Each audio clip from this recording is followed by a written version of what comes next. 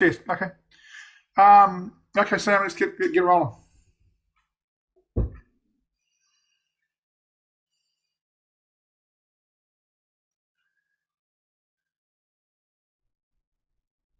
Hi, and welcome to 2023, our first market analysis of the year. It's great to have your company today.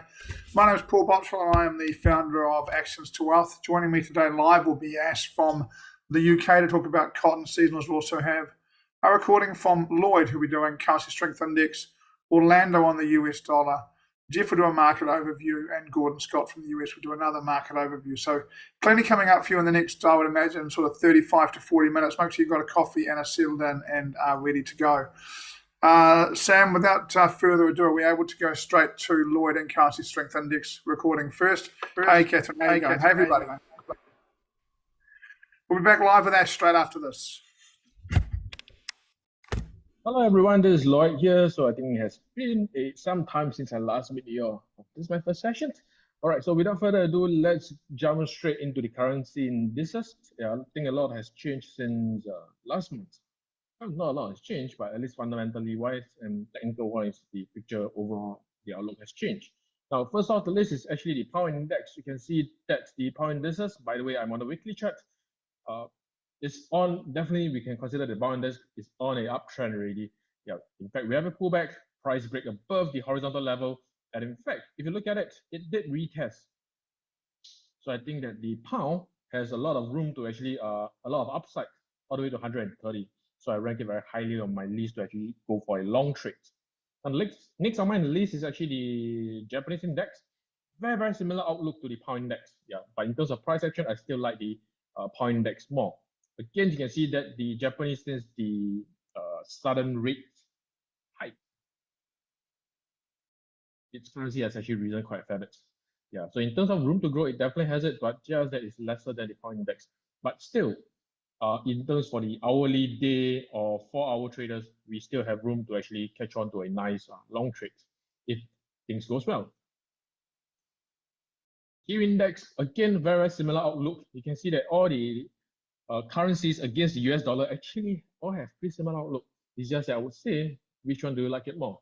Yeah, so the Kiwi index, again, lots of room to grow. Yeah, to go up to the $70. Yeah, in fact, now it's at about 65. Yeah, so if we are right on the analysis and on a good reversal setup, this can easily give us a 5:1 or even more, depending on what's your risk. Now, the Aussie index, this is also a very nice setup. Just that it isn't one of my favorite setup. It did broke a very, very nice horizontal level at $70. Very strong break. Yeah. But what happens if you have a look at the past is that one very, very strong bullish bar, and then the next is a bearish bar. Yeah, I do consider this a very strong break. It is. But I would want to see some sort of retest back to $70, preferably in the Monday or Tuesday session. If it does, then it will give me more confidence to actually jump into a long trade. And this is one of those times where by the trades, if I do jump in it, I'll be holding it for quite a pretty long time, seeing that it has massive upside. Yeah, but for the time being, until it's confirmed, I will rank it in the middle. Yeah, I don't see it as bullish as the other rest, but in terms of potential, it actually has more. Yeah. But this will be one of those higher risks if it does occur. Now the CAT index, same thing. No, sorry, not the same thing, but I do expect it to strengthen, but just that it is running straight into a pretty nice looking horizontal level. You can see that there's a level even from the past. Yeah, till it breaks this level, I wouldn't really want to be looking at it. Yeah, otherwise I'll be trading straight to a horizontal level. The Swiss index, massive ugly spike. After that, followed by several price action, which is not very, very conclusive, especially the last two price action. You can see that in fact it's actually rejecting at $100, and then it forms a indecision. So where it wants to go, hard to say. It probably might have upside. It probably might have equal downside. Yeah, in such a scenario, I rather just leave it aside and not trade it for a time being. Now the Euro index, very similar outlook to Swiss. Even if you can consider this a break and retest, but just that its upside potential is quite minimal. Yeah, so until it breaks the 110, I wouldn't really want to be looking at the euro and euro currencies. The dollar is just really, really spells off bullish. You can see that ever since last year, October, it has a peak Now it's steadily falling down. Again, this is level of consolidation in the past. You can see that it's actually rejection. Price almost break it. Again, depends on how you draw these zones. Now, as such, it's not giving me very conclusive price actions. But what we can be sure that this is on a definite downtrend. Yeah. So on the overall outlook, I would say the US dollar is ranking pretty low on my currency indices. As such, I'll be really tempted to trade anything against the dollar, that's strengthening against the dollar. So top of my list will be the pound dollar. You can see on the 4-hour chart, it has formed. Price is now just congregating at a very nice area. In the past, it's been rejected. Now, once it's clear this area, I'm still the same setup, looking for a break and retest for pound dollar to the upside. I'll be happy to take that long. Yeah. If it does not and it comes back down to retest, you can see this this area whereby it's kind of dongling about. I'll still be happy to take a rejection of this area to the upside. But in that case, my TP1 would be over here. So high hopes for this setup.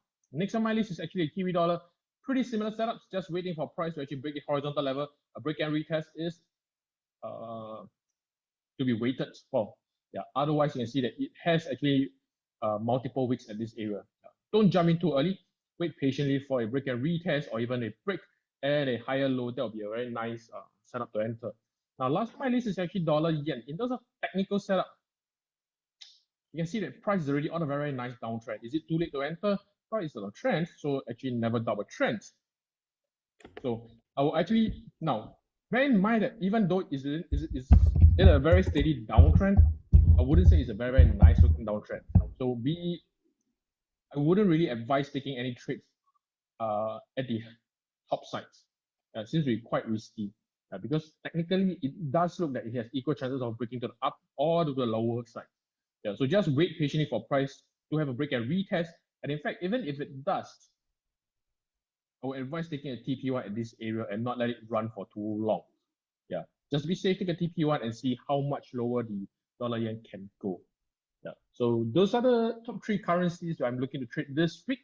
Yeah, so if oil is in order, we are probably positioned in a very well area to actually take a very nice looking trade that can give us 3:1 or even up to 5:1. Stay tuned. Goodbye and see you soon. Happy New Year. Cheers, and thanks for Lloyd for putting the video in. A number of the team obviously still involved with family dinners, etc. for Chinese New Year at this point. Really appreciate Lloyd putting that in. One of the things I really like about Lloyd's analysis is just how clear it is. You know, it does this, and I do that. And I think it's when you're sort of on your trading journey and really early, it's nice and clear, and that's what you're looking for. You're looking for if you're 50-50, maybe it's possibly a trade. It's not a trade. What you want is real clarity. I think he brings real clarity to that analysis. Next, we've got Ash, and he's going to talk about cotton season data for us. Happy 2023, Ash. How you going? Yeah, really good, mate. Really good. Happy 2023. Yeah, started well, and when January starts well, I always feel much better about the year. I hate struggling straight after January, but it's starting well, mate. So going good so far. Nice and warm in the UK, mate. Do you know, mate? I'll tell you about my the way I'm handling the cold when I see you in Singapore, because it's I know you're going to laugh at me, and I don't want you to do it here like live on air, so we'll do it privately. Julian's Julian's in the room, and I think I'm not sure if he's going to talk today, just popping in to have a look, but he's in Auckland, where obviously he would be. He's on the North Shore of Auckland, where the mass flooding happened. He's right in the thick of that area in New Zealand where the flooding was on. The flooding was on Friday night, 48 hours ago. That all around his place would have been underwater. Mate, let's get back to cotton seasonal data, Ash. What have we got? What are we looking for? What's it telling us at this point? Right. Well, firstly, big week, and this is the week you know everybody's got to be really on their mettle how they handle their risk. We've got the Fed raising interest rates. They will raise interest rates. By how much? It's probably not that much of a question. It's probably going to be 25 basis points. The key is going to be in the statement, and the key after that will be the data on Friday when we see jobs data. So you've got to be careful. If you're trading anything with a dollar and you're in early, not a problem, but make sure that risk is somehow reduced by the time it gets to Wednesday. Bank of England out on Thursday, also going to raise interest rates. What do they say after? Big deal for the movement of the pound. So The dollar is going to be of interest, and there's ways that you can trade the dollar, of course, before that interest rate announcement. But make sure that you're safe in the market. It's it could reverse everything by the time you get your trade running. So be careful with that, or it could really take off if you're in the right direction. So first thing to be careful with that. But the cotton seasonals this week are giving us a really, really good signal for the Swissy and the yen. So Swissy short, yen long. Yen looks really interesting. A few weeks ago, the Bank of Japan decided that they were going to effectively sweep away their yield curve control strategy. And that has put the yen as a really interesting currency. And in my opinion, the most interesting currency, because it's been so badly beaten up. And what we're waiting for as traders is for the tide to turn and take advantage of the weakest currency to all of a sudden, for a period, become the strongest currency. Now, if we look at the charts here, this is what we've got. So firstly, we've got if we look at the dollar Swiss chart, sorry, the Swissy chart against the yen. This is the weekly. Really, really, really good bar. We've already tested the monthly pivot. We've already tested this area here. Now we've got this weekly bar, which is suggesting that we could come lower next week. So if we bring in the data, this is the COT data here. COT data on the yen. What we're seeing here is the yen, that the net buying. Okay, we're still so this is the zero line. So the net level is still under the zero line, but this is the previous year's COT data, and we are at the highest net level than we've been for over a year. So the yen is starting to get some traction. You know, that the people that are closing short positions and adding long positions are becoming more and more separated, and we're starting to see this become a lot more bullish. Really, ever since November of last year, October of last year, we've seen the yen start to strengthen. If we compare this to the Swissy has taken a big move down over the last month. It's taken, but the sellers are starting to add some pressure on the Swissy.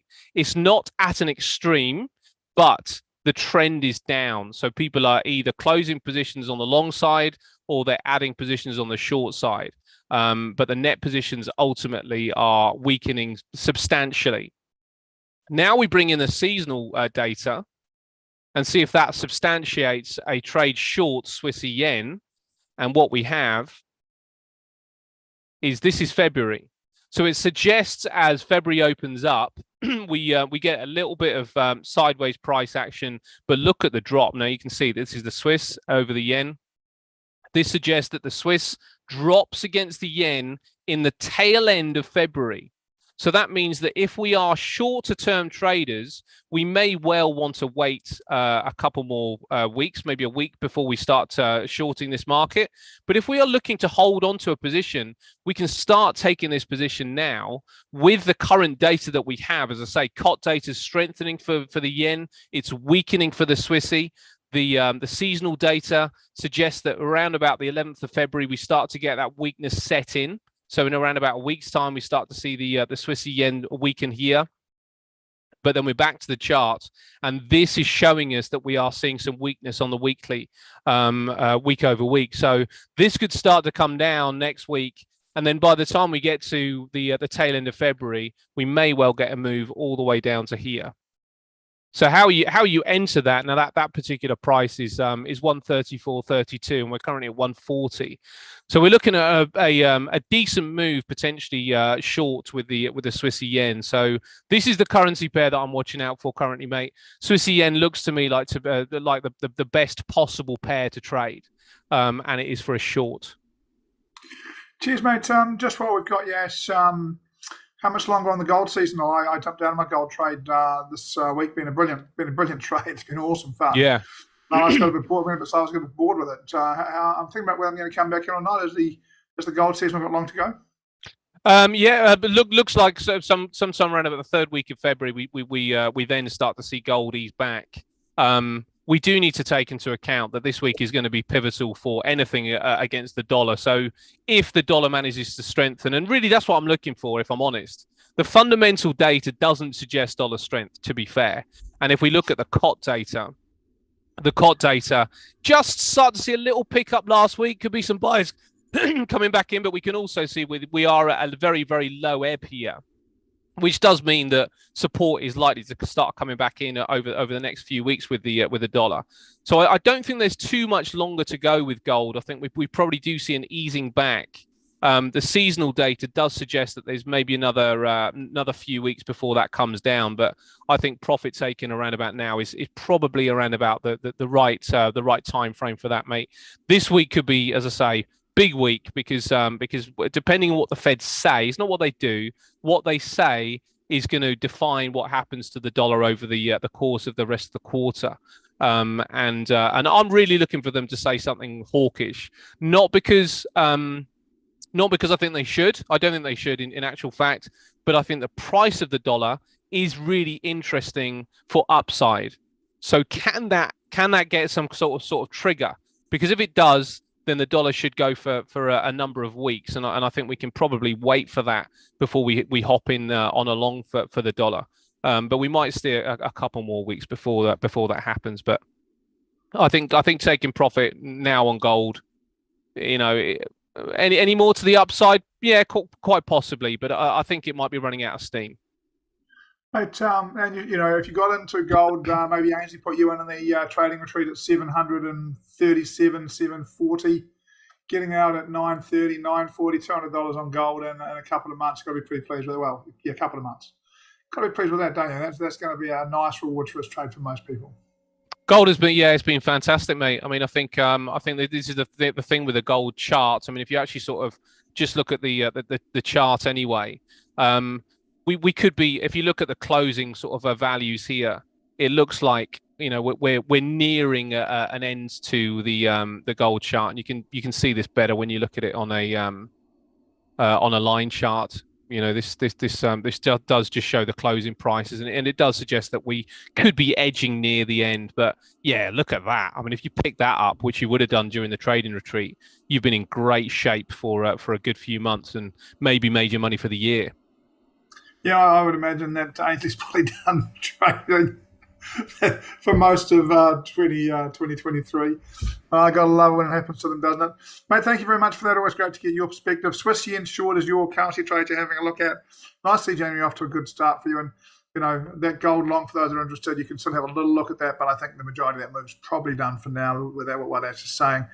Look, special guest coming in for us now, Ash. So we've got Julian in the room, unscheduled, but was around, so he'd pop in and talk about a couple of themes. Julian, are you with us?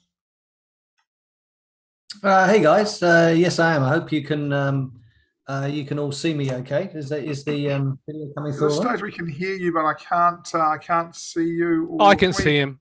He is there. There's Julian. He's coming in, and Sam, can Julian? Can you see a screen? I can.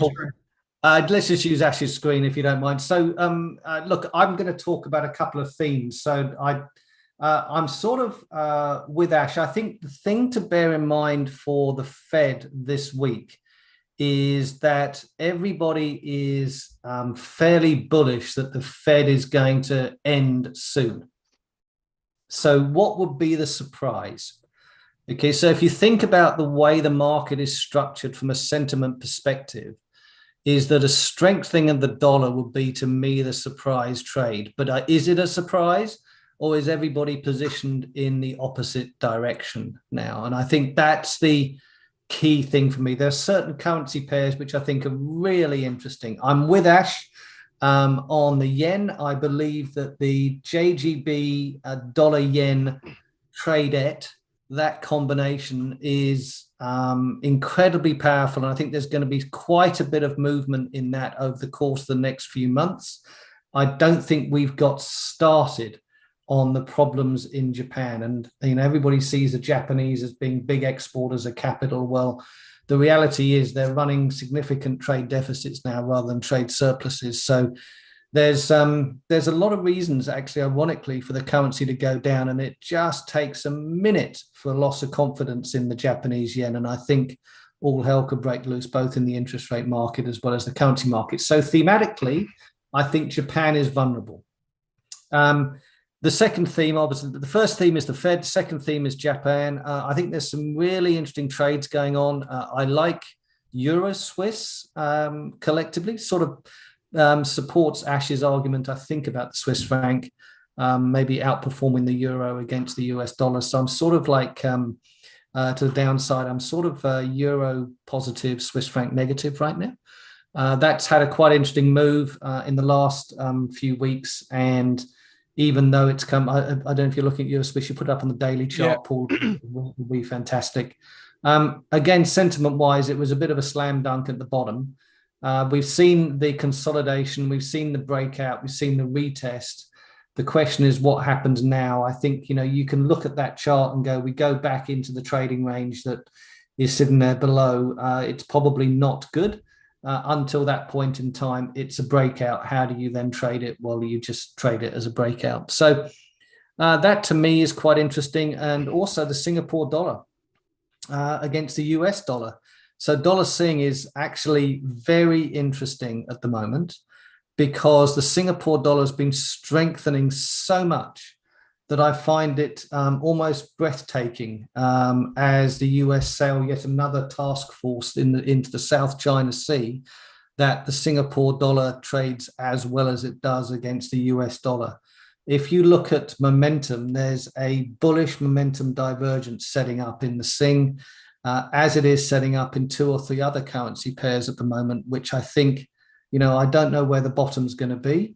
I can't tell you that, but I know that we're probably done to the downside, and sentiment is getting a little extreme.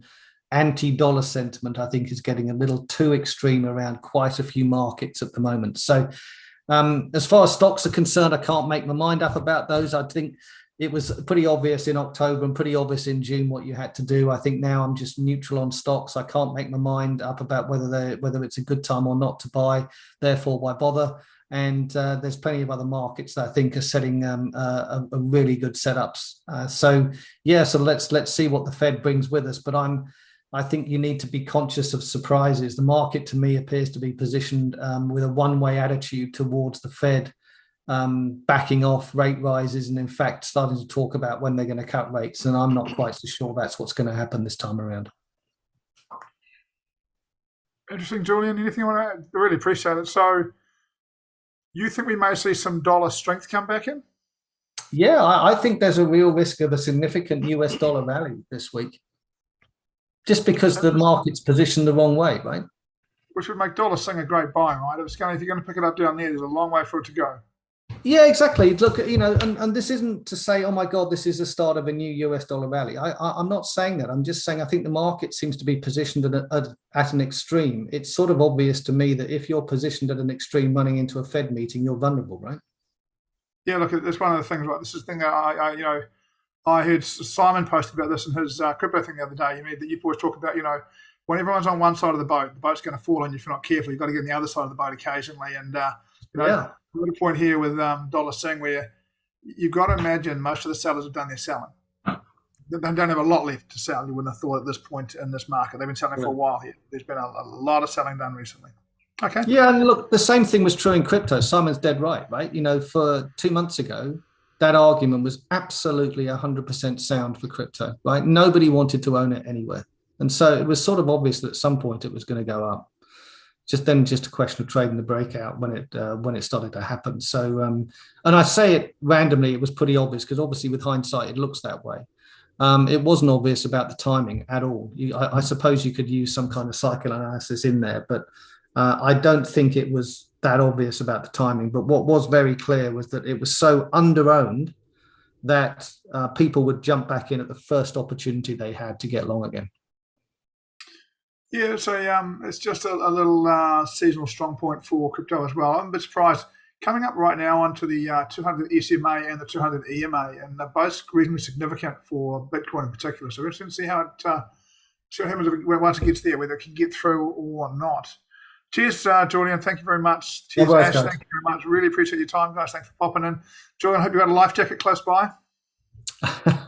I have been very lucky, Paul. We live on a hill, so we've been the damage here was what I would describe as being trivial compared to my friends who very sadly have 2 or 3 of them have lost their homes. So it's actually pretty dire if you're in low-lying areas in the last 3 days.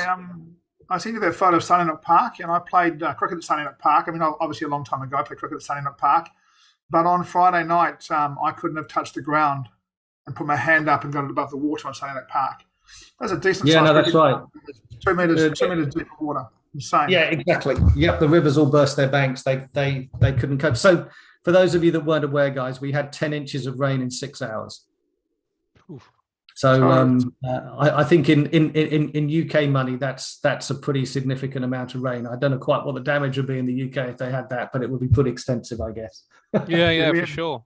Yeah, we are getting. We don't get it in Brighton so much, but they are getting it kind of up the country. Some pretty dire situations from December. December was terrible weather. Look, I'm not a scientist, but just in case they're right, maybe we should all do some recycling this week and see if we can slow this global warming thing down, because the weather looks a bit of a shambles to me right now. Boy, 40 degrees in England, 19.4 degrees overnight in New Zealand winter, and then storm like that. That's 3 months rain in 4 hours, right, Julian? Yeah, exactly. I think it's the wettest January ever for Auckland, 32 centimeters or something. So yeah, that's pretty much the wettest January ever, and it all fell in about five hours. So pretty insane, actually. Yeah, mate. I do hope your friends in their houses do work out. You know, one of the things I heard the head of the insurance people on radio today, and they were very keen to get out there and get some help to people. So I hope that they get that really quickly. Thanks for your time, Julian, particularly on a weekend like this. Lots going on in your area. Thank you, Ash. Now, Sam, let's hear from Orlando and get his thoughts on the US dollar. We're interested to get a follow-up and see how his thoughts line up on the US dollar. Hey, everybody. How are you? Orlando here. Why don't we talk about the USD? Just for a second, right? We're going to talk about the US dollar because we have a very busy week for that particular currency, FOMC rate decision, I'm sorry. And we have non-farm payrolls on Friday. So, pretty much I'm still very bullish on the USD. I keep continuing to look for that possible setup for a nice play like the one that I took on the pound. After it melted almost to parity, right? I'm still riding that pound at about 1,200 pips in profit. So I'm looking for that possible move on the USD too. Now that move from on the DXY, right, from 114 to the 102 seemed like a good idea for a dip buy. But what I don't like about that particular scenario is that we would in fact be buying this previous or deep buying at this previous support level, right? If you want to call it that. I'm not using that spike. I'm using the actual level that was capping the upside and the level that we saw real sellers jump in. I'm not going to show you the order blocks here because I want to keep it tight and short and right. So let's look for that possible scenario where actual buyers started to jump in that created this breakout. Now, again, this is a possible scenario that I'm looking at buying, starting that position around the 100 level. Of course, I wouldn't be buying the XY. I would look for particular possible Euro USD shorts. I'm sorry, possible US dollar Swiss franc longs. Right. So a couple of possibilities here on the DXY. A dip towards the 100 would set me up very nicely. 100 to 99.40 would set me up nicely for that rally. Now, the other thing is that we have rate decisions, right? And don't take a 25 basis point rate hike as a very strong or very hawkish move by the Federal Reserve. No, this is expected. It might be already priced in, right? If I were to see a very hawkish language on the monetary policy report, that would in fact trigger me long next week. And a very hawkish language on the monetary policy report would actually be the Fed saying that they will keep interest rates high for more time and to fight inflation. If they see inflation not decreasing, that will be very hawkish for that will be very, very bullish for a very bullish language for the USD.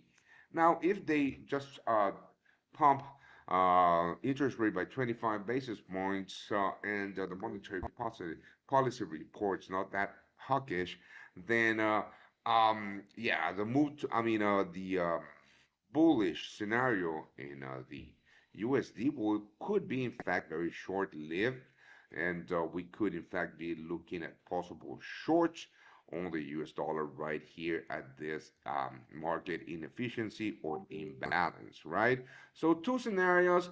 I am very comfortable with any one of them, more so because we do have this buy side liquidity that is still um, taken, right? But if we get that, I mean, in any case, I do believe that the dollar will rally, right? But if we get that bear rally, right, that very weak monetary policy report, which just the expected 25 basis point hike, then I would definitely look for shorts higher. Um, you know, eyeballing this chart is the daily chart, of course, and let's go to the hourly chart just to have a look at this past. I mean, it has been super choppy. Let me just delete this. This is just an indicator that shows me the ranges on each session. It's nothing really out of the ordinary. 3 hour chart or so. I mean, there is a ton of inefficiencies left to be filled in the market. These imbalances right here could be very strong areas. But again, this is way too close to current price action or to current prices, right? And if we look at that, this is or was the daily, imbalance. On the hourly looks even better.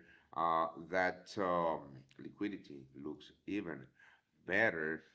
So again, if the Federal Reserve reacts or acts as expected, I would most definitely look for that short-term liquidity to be taken out, these weak short players in the market, for the real move and the break of that 101 level. So that's me. Very fair scenarios, right? It all depends on the actual data dump. So let's wait and see. Have a happy trading week and stay safe. Cheers, Orlando. Lots of analysis going on this today. Look, do remember to join us next week. We're back to a normal show. We will have Ainslie live on gold. Fascinating her view on that seasonal move on gold. I know she did call it out in the trading retreat, and those that got in and have done very well. So we'll get her follow up on that. Ainslie on oil and George as well in next week. So do make sure you join us for that. Next up, we're going to have market analysis from Geoff Pine. Always a great thing to get some really accurate market analysis. Let's hear some more from Geoff, please, Sam.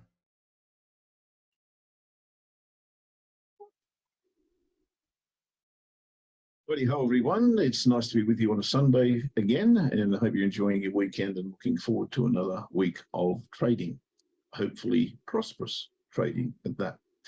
Let's dive in and see what I'm looking at for the week. And first up, we're going to look at EuroCAD. The reason we're looking at EuroCAD is it's the only one that fulfills my criteria for a weekly game changer bar, and that is sitting right there. I didn't have a lot of problems with this, to be fair. I think you could put your entry underneath that bar, put your stop loss above it, and get something in the bank at the monthly pivot, which will have 1 day left, I think, 20 or 30, no, a couple of days left, and get some profit, be safe in the market then. And should this reverse, I don't think it'll reverse to a large degree, to be fair, but I'm looking for a lower high either in this area, sorry, a higher low, rather in this area, or maybe even down in this area, so we can pick up a long and trade it back to here.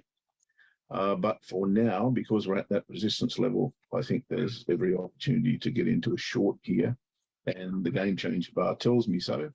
And the big boss being the triple header here, and that range has been broken and retested. So I think there's every reason to believe that EuroCAD can, for a few days anyway, find some downside. So that is potentially a trade for the week on the weekly charts, and barring a gap in the market tomorrow, that's probably what I'll be looking to do.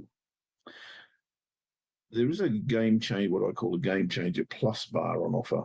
And the game changer plus bar means a previous week game changer bar followed by an inside bar. Now that happened 2 weeks ago, and I actually didn't comment on this last week, but I am this week. And I think an entry short somewhere here to pick up that level as a first take profit makes sense to me as well. Didn't get above the high of the previous week, and that suggests to me a little bit of weakness. So probably looking for maybe a false break of resistance up here somewhere, and look to track that short during the week. That's Swissy yen. I've got a watch list that includes the Aussie a lot this week, and the reason for that is I think the Aussie is a little bit overcooked. We can see that. Let's go to the Aussie chart actually. We can see that it's at a horizontal level, whether it's obviously been through one as well, but we're at a recent horizontal level. I think ultimately we're on the way back to here, or maybe even up to the 75 mark. But similar to what I've just discussed on Euro CAD, I think there's a pullback on offer here. And that level to me is pretty clear. It's the monthly pivot. I'm not suggesting we'll get down there tomorrow or even during the week, but I think that's a distinct possibility, and I'll be looking to track the Aussie short. I think the best two to find an order short on the Aussie, best two opponents is going to be the CAD and or the Kiwi. Reason why the CAD is attractive to me is because we're at the top of this broadening pattern. We've also got a horizontal level going through here, so I think we are at a resistance area.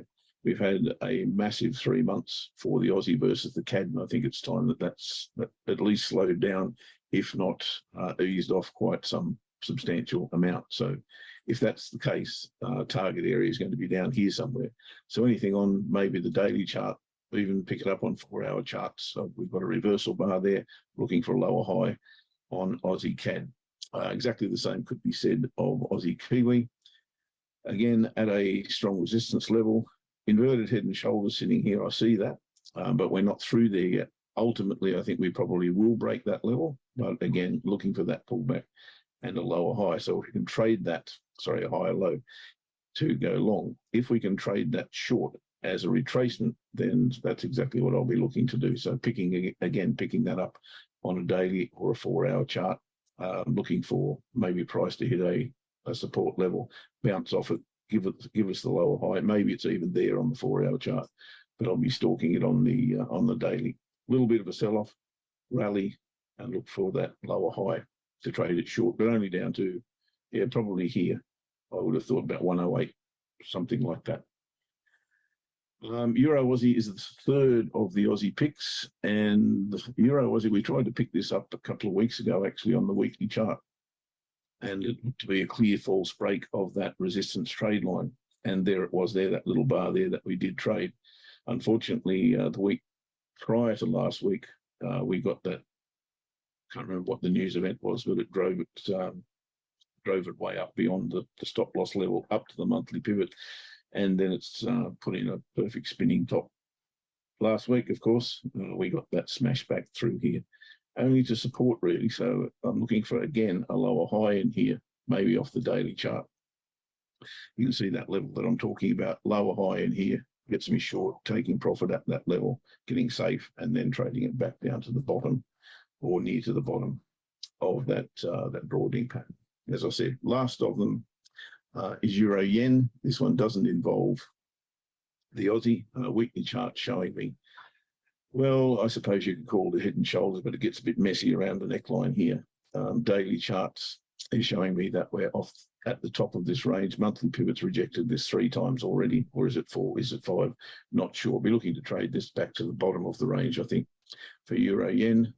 Daily chart not really giving me anything at the moment.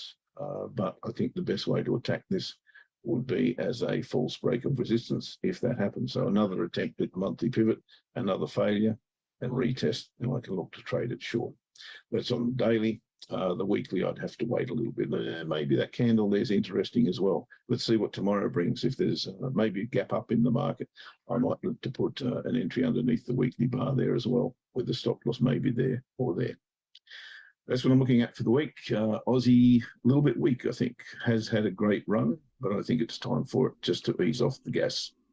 Have a great week ahead. Bye-bye for now. See you. Cheers, Geoff. Thank you very much for your contribution, as always. One more to go, guys. I'm sorry the show's going to go a bit longer than we expected today. We had Julian come in and do a special session for us, which was absolutely brilliant. So really pleased for him to come in and offer that. But does mean we'll be a few minutes later tonight. We're going to wind it up with Gordon Scott coming into us from the US trading legend, Gordon Scott. He's going to have a market overview. You got, I think that video will be about 9 minutes, just so you know. I do encourage you to stay and watch it. He is always brilliant value. Those that saw him live in Bali certainly got a hell of an experience out of that as well. Sam, can we run Gordon Scott? At the end of Gordon Scott, we're not going to do any more. It's going to wind up the show. So Gordon Scott and then Sam will wind her up. I believe the stock market will continue to trend higher through the month of February. And I want to show you a few charts to explain why I have that opinion and how it's going to affect currencies, the US dollar, the euro, and so forth. We're going to start with this chart right here. It's the S&P 500 E-mini futures, and it's just the S&P 500 index, but I'm measuring the historical volatility, the change in the range of prices, big candles, small candles. There is a very specific correlation between that historical volatility and the direction of prices. When S&P 500 prices downtrend, volatility tends to increase. And when the prices are going up, volatility tends to decrease. So if you see a change in the volatility, you can anticipate that there may be a change in prices or the price trends coming up. And in fact, I think we are seeing that kind of evidence. Let's look here and notice the average true range. That's what I've got down below, and I've got a moving average on the average true range. This is the 10-day average true range with a 5-day moving average. So the blue line is probably what you want to pay closest attention to in this. But notice how we've been downward trending with the S&P 500 for the better part of a year, and the volatility, the size of the candles, tends to be highest when the chart, the price chart, is at the lowest. So let me draw your attention to a couple of key points on the chart. Right here, when we see the prices at their lowest in the month of June, then we can also see that the prices are, or the historical volatility is close to the top. But just a little bit later in August, when prices are reaching upwards, trending upwards, then the volatility is low. Now, pay close attention here as you see in this area, the price starts to turn just as it hits the 200-day moving average. That's the big black line there. See how price starts to change from a short-term upward trend into a downward trend. And notice that right there, the volatility is giving you a little bit of a signal. See how the historical volatility, the average true range, is crossing up from below, crossing its 5-day moving average right at that point when prices start coming down. And then, of course, it continues to do that, giving the idea that, hey, that trend could likely continue, right? Now, notice the difference between that and where we are right now. This is very important because a couple of things have happened. First, you've got prices having come up above the 200-day moving average. They struggled to get up there for a little while back in December, but now they've crossed over and are kind of staying above the 200-day moving average. And as they do, this whole time they're going up, notice that the average true range is not crossing back above its 5-day moving average, meaning we aren't seeing some sort of signal that, hey, maybe this is a short-term top. And it's possible. We're price-wise, we're right at a place where resistance happened before. It might be that sellers are going to enter into the market and push this down to a new low. But if they don't, what does that say for the rest of the month of February? Likely a continuing upward trend. Seasonally, February's in the pre-election year have been a bullish month. So very good chance that we could see that. All right, well now, at the same time, the price ranges are changing to be, smaller and smaller, less volatile. Notice what's happening in the options market. The VIX hit a new low in early December, but just recently now has broken that low and extending this downward trend of option pricing. The volatility in option pricing is decreasing, and that's very coincident with a bullish turn. So we're seeing a big bear market that has happened and held over the past year, may be ending and about to turn up. It's kind of strange, a lot of people feel like the economy is not out of the woods yet. Well, the stock market might be predicting that within the next 6 months it could be out of the woods, the U.S. economy, that is. And the VIX going down like that, if you were to flip the VIX upside down so that it goes along side by side the S&P 500, this is the chart you might get. The orange line is SVIX. It's an ETF which actually flips the VIX. And look at what's been going on with this. This thing is just on a tear, higher and higher. And it's the S&P 500 sort of moving upwards, but this is really moving up, sort of anticipating the fact that U.S. stocks may continue to sort of break out of this and move into an upward trend. And that may not be a small upward trend. It might be a very strong upward trend. That's what that orange line, SVIX, is predicting. Now, why is all of this happening right now? What would make the turn? And the answer is that the market doesn't expect interest rates, the U.S. Fed, and raising its rates to have a major impact on the U.S. dollar or on the U.S. economy. That's the bottom line. Why do we know that? Because if you compare the U.S. dollar and the 10-year note, this is what you get. The dollar are the candles, and the 10-year note is the green line. Notice that the dollar is falling and falling. They both sort of made a turn at the same time, but the dollar kept going down while interest rates did not.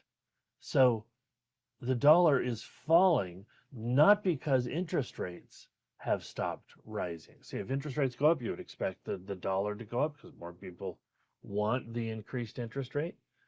And if the interest rates stop, well, then the dollar stops. But the dollar didn't just stop. It actually made a turn and is very seriously downtrending now for the past 3 months. And meanwhile, interest rates have sort of held. So what does that mean? Well, that means that the currency markets are anticipating that the US dollar won't have more and more and more interest rate coming to it over the next several months and over the coming year. So investors aren't plowing more money into the dollar because they feel, hey, we've already sort of topped out whatever benefit we're going to get. And what that means is that the euro, because the euro is sort of on the other side of the dollar, or at least 60% wise, is if the dollar's coming down, the euro is going up. And you can see that same sort of thing here. Here's the S&P 500 and the euro, and they typically tend together. It's sort of a loose correlation, a loose tether, but they tend to move together. And yet here you've got the S&P 500 doing what it's done recently, sort of hanging around in this range that looks a little more bullish than bearish, but the euro is on a tear, running way up ahead. This is similar to what we were seeing in the inverted VIX, right? So you've got option players and you've got currency players at institutional levels, both running ahead of the US stock market and the dollar, suggesting that there could be a continuing upward trend. Thus, why I believe we could see both US markets and the euro remain in a bullish trend throughout the month of February. Just my read. Hope that's useful to you. Great seeing you guys again. Take care.